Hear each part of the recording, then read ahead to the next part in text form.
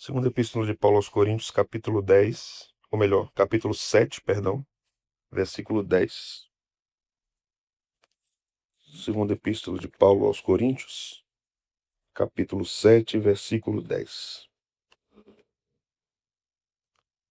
Hoje nós vamos concluir uma série de estudos que começamos sobre aconselhamento bíblico e vamos concluir tratando sobre o verdadeiro arrependimento e os fundamentos da mudança, de acordo com as Escrituras. Como é que nós devemos mudar de acordo com a Bíblia, não é? Então nós vamos partir desse texto, 2 Coríntios 7 e 10. Vamos ler juntos? Porque a tristeza, segundo Deus, produz arrependimento para a salvação, que a ninguém traz pesar, mas a tristeza do mundo produz morte. Amém. Vamos orar. Senhor, pedimos que nesta noite o Senhor nos ensine a tua palavra, que ela penetre no nosso coração, que ela a cada dia cresça em nós, guie nossa vida, nos conduza a uma vida piedosa, santa, que agrade ao Senhor. Pedimos perdão, muitas vezes por nossa falta de arrependimento, Senhor. Pedimos perdão por nossa falta de esforço em mudarmos, em parecermos mais com o Senhor e aprendermos mais com a sua palavra. Tem misericórdia de nós e ao mesmo tempo pedimos, Senhor, nos capacite através desse estudo para ajudarmos outros irmãos. Modela-nos de acordo com a tua palavra, mas também equipa-nos para podermos ajudar outros irmãos a agradarem ao Senhor. E que façamos isso, Senhor, com humildade, não com altivez, mas com amor cristão, com humildade de espírito, com desejo e ardente oração, de que o teu Espírito santifique o seu povo e que nossos irmãos sejam abençoados pelo Senhor, sejam guiados pelo Senhor, cresçam na graça e no conhecimento de Cristo. É o que nós te oramos no nome de Jesus. Amém. Meus irmãos, o arrependimento é o primeiro passo visível da mudança genuína. Não há, de fato, mudança genuína se não temos arrependimento. Falar de arrependimento não é algo fácil, é algo difícil, porque nós precisamos entender exatamente o que a Escritura diz sobre o arrependimento e precisamos entender o que não é arrependimento. Entendendo o que não é arrependimento, nós teremos um lastro, uma base, um fundamento para entendermos o que é arrependimento. Então, nenhum aconselhamento bíblico pode ser considerado eficaz se ele não conduzir a pessoa, o crente, porque estamos falando de aconselhamentos, o aconselhamento para crentes, se não conduzir o coração de um irmão, de uma irmã, à convicção e confissão do seu pecado e abandono desse pecado. Então, a palavra grega para arrependimento significa mudança de mente, é metanoia. Então a pessoa muda a mentalidade. Isso não tem a ver com algo intelectual, mas tem a ver com a transformação da mente de acordo com as Sagradas Escrituras. Um escritor puritano chamado Thomas Watson define arrependimento da seguinte forma: uma graça do Espírito Santo pela qual o pecador sente a verdadeira tristeza pelo pecado, o confessa sinceramente e se desvia dele para Deus, com o propósito de obediência nova. Veja que frase. É uma ação do Espírito e o pecador então é conduzido a uma tristeza por conta de sua desobediência, não por outros motivos. Nós vamos ver que o falso arrependimento pode ter tristeza por outros motivos. Então, o arrependimento não é apenas o início da vida santa, da vida piedosa. O arrependimento é a atmosfera completa da vida cristã. Nós vivemos e devemos viver constantemente voltados ao arrependimento. O mesmo puritano Thomas Watson dizia que o arrependimento é a ponte que liga a culpa à graça. A ponte está no meio entre a culpa pelo pecado e a graça. Por isso, quando nós estivermos aconselhando, o conselheiro precisa saber, ou precisa discernir, se o aconselhado está realmente arrependido do seu pecado, ou ele está triste pelas consequências que o pecado lhe trouxe. Tristeza pelo que o pecado trouxe não é arrependimento. Não é verdadeiro arrependimento. Então há uma diferença muito grande entre os dois. Então vamos primeiro para o que não é arrependimento. Vamos entender isso. Primeiro, o que não é arrependimento? Tristeza natural.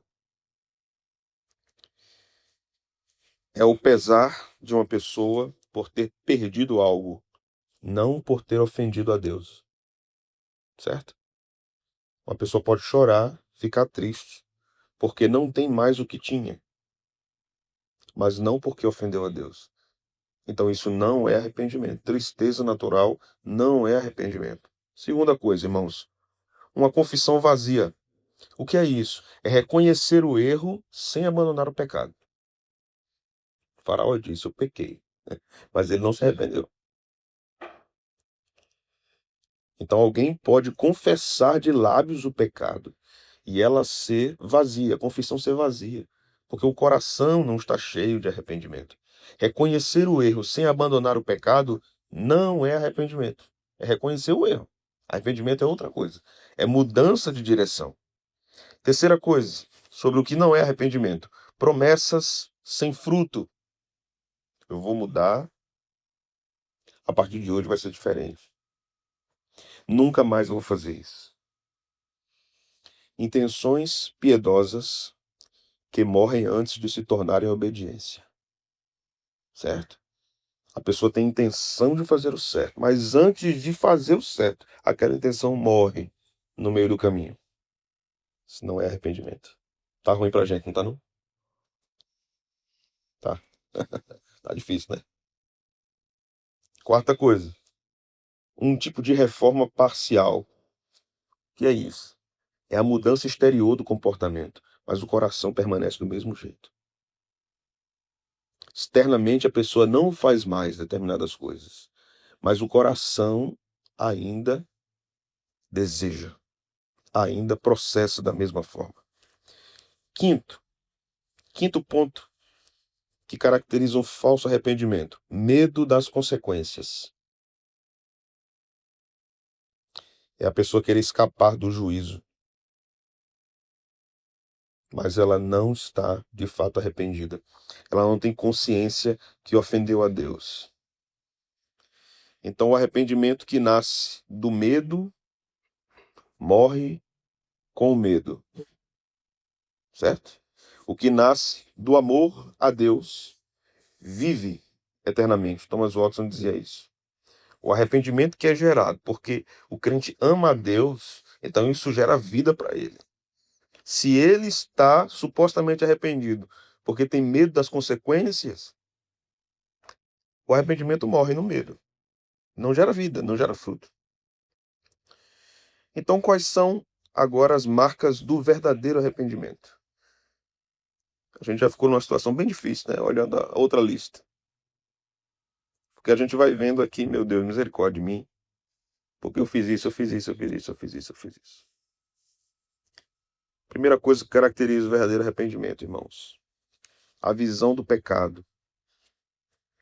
O pecador enxerga sua condição diante da santidade divina.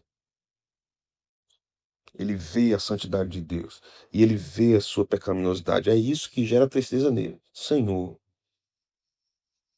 pequei diante de ti. E eu me entristeço por isso.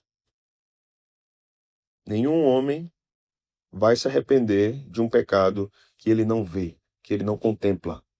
Então nós precisamos contemplar o nosso pecado para nos arrependermos do nosso pecado. Precisamos observá-lo. Eu peco nisso. E examinar o meu pecado. Por que eu peco? Por que eu faço isso? Porque esse é o primeiro passo. Eu preciso ver minha queda, ver meu pecado, para que eu contemple a santidade perdoadora de Deus. Senão eu vou estar mergulhado no mar de soberba. Então depois disso, vemos o pecado, nós temos a verdadeira tristeza pelo pecado, que não é, irmãos, um remorso passageiro, mas é uma dor santa. Você já sentiu isso? Uma dor santa. E por que essa dor precisa existir? Vá comigo para Efésios, capítulo 4. Precisa trocar a bateria. Que passou?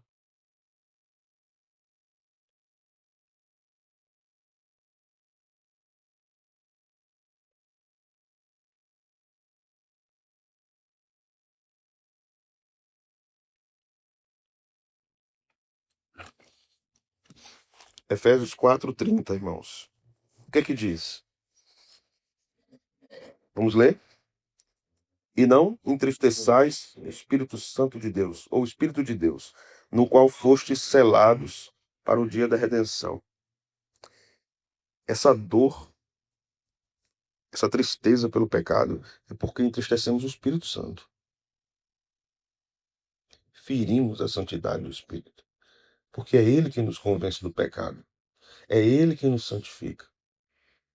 Então essa tristeza nos leva a isso, a essa confissão, porque entristecemos o Espírito, entristecemos a Deus. E aí chegamos ao terceiro ponto, a terceira característica do verdadeiro arrependimento: confissão genuína do pecado. E como isso se dá? Sem justificativas. Entendem isso, irmão? Quando eu confesso o pecado, eu devo confessá-lo sem me justificar. Mas foi porque isso não é verdadeiro arrependimento. Quando eu quero justificar, eu pequei por causa disso. Então você está se esquivando.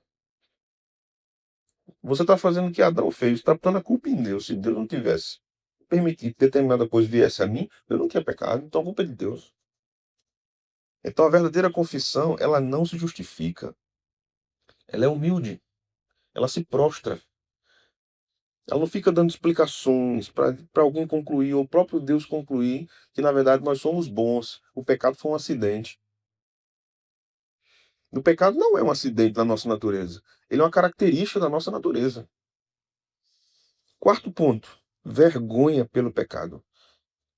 Aquele que se arrepende verdadeiramente reconhece a feiura do pecado diante da glória de Deus, irmãos. Entenda, não é vergonha das pessoas, entende? É vergonha do que você fez, do seu ato de rebelião, diante de Deus em primeiro lugar. Então, quando um crente peca e ele diz se arrependido, e, por exemplo, eu não vou à igreja porque eu estou com vergonha. Será que é verdadeiro arrependimento? Porque o crente deve estar com vergonha diante de Deus. E ele vai a Deus, ele deve ir a Deus. Quinto ponto, uma característica do verdadeiro arrependimento. E aqui a coisa vai complicando para a gente. Ódio pelo pecado. O crente arrependido não apenas lamenta o pecado cometido, mas ele passa a odiar o pecado cometido. Ele não trata o pecado como um bichinho de estimação. O pecadinho nosso de cada dia. Ele declara guerra contra o pecado. Ele odeia o seu pecado. Isso é santificação. Ele não trata o seu pecado com misericórdia. Entende, irmãos? Nós podemos tratar os nossos pecados com muita misericórdia.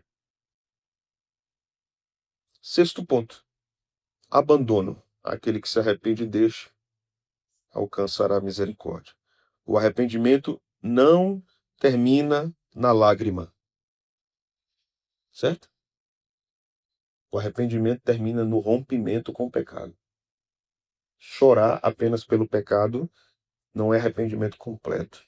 Arrependimento completo é quando nós rompemos com o pecado e abandonamos o pecado. Por isso, o arrependimento é uma volta, é um giro de 180 graus. O coração que antes corria para o pecado agora foge dele e se lança aos pés do Salvador.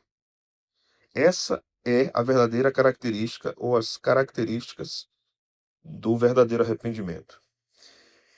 Então, o arrependimento torna-se um solo fértil para mudanças. Se não houver arrependimento, não haverá mudanças. Não haverá mudanças de posturas, mudança no nosso comportamento pecaminoso. A verdadeira mudança é fruto da graça de Deus, é a graça que nos leva ao arrependimento. Não é força de vontade, é graça. É graça. Não é porque eu quero cruzar o dedo aqui agora, é força de vontade, tem que ter força de vontade. Entendeu? Tem força de vontade para você tomar suco verde, né? Detox, essas coisas assim. Você tem que ter força de vontade. Levantar 5 da manhã para correr, para academia, você tem que ter muita força de vontade. Mas o arrependimento e a vida santa é obra da graça de Deus. Requer esforço nosso, mas o esforço acontece por causa da graça que nos fortalece. E o conselheiro precisa atentar para isso, para conduzir o aconselhado nesses pontos, irmãos. Então, como nós devemos mudar? Como mudar? Ou como conduzir uma pessoa que precisa de nossa ajuda no aconselhamento à mudança?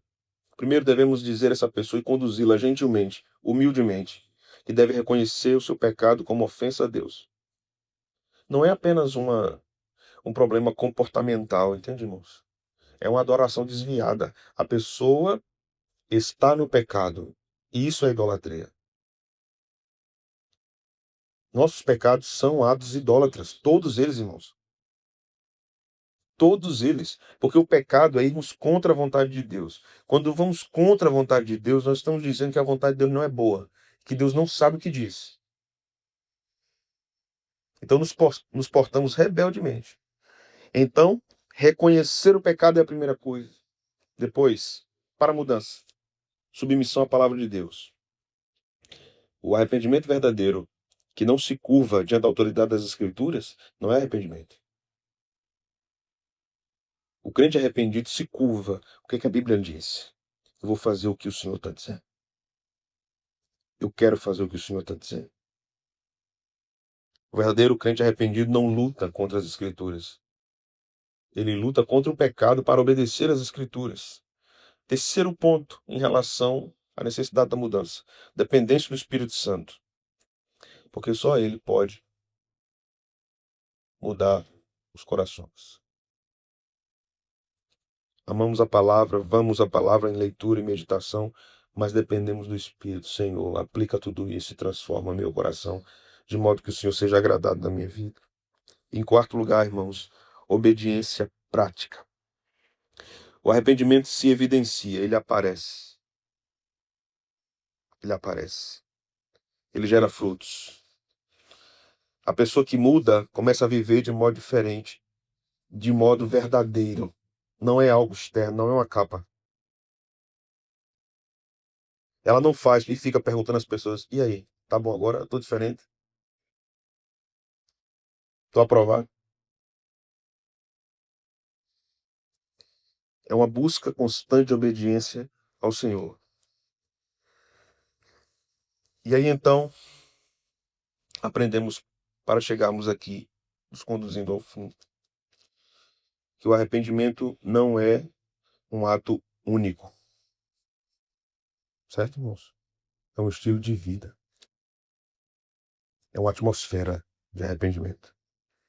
O puritano dizia: devemos nos arrepender de não nos arrependermos. Devemos suplicar a Deus o perdão dele, porque nós não nos arrependemos de não nos arrependermos.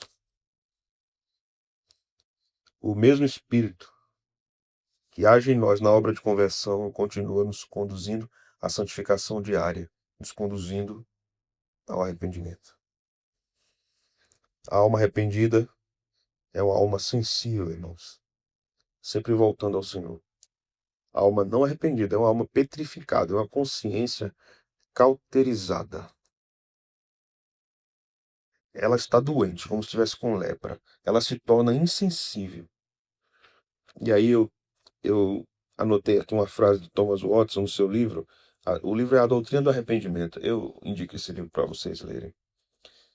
Uma frase maravilhosa do livro. Ele diz o seguinte: o arrependimento é a lágrima que lava o rosto da fé.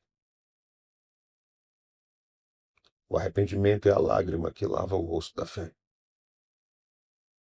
Isso é verdadeiro arrependimento. Então, isso significa, meus irmãos, que a fé e o arrependimento andam juntos.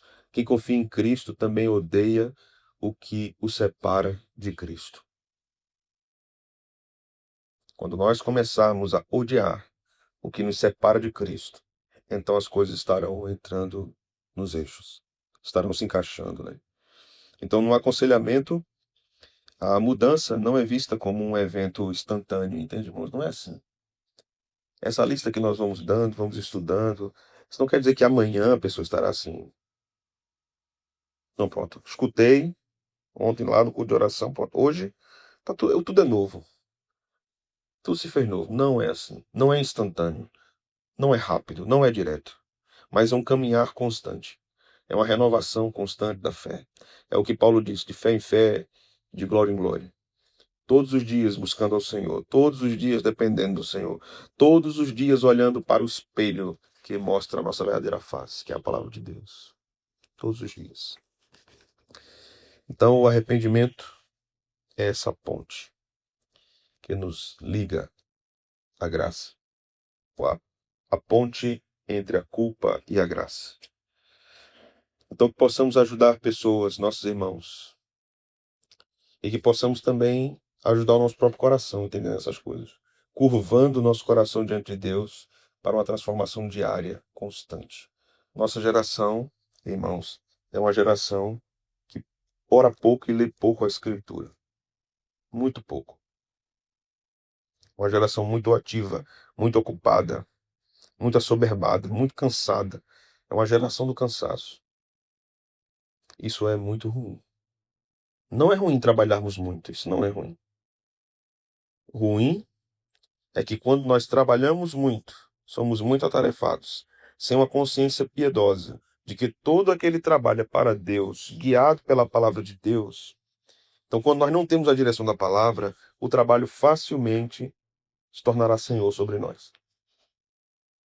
Ele não será para a glória de Deus, mas ele será para a glória do homem. Que o Senhor nos abençoe.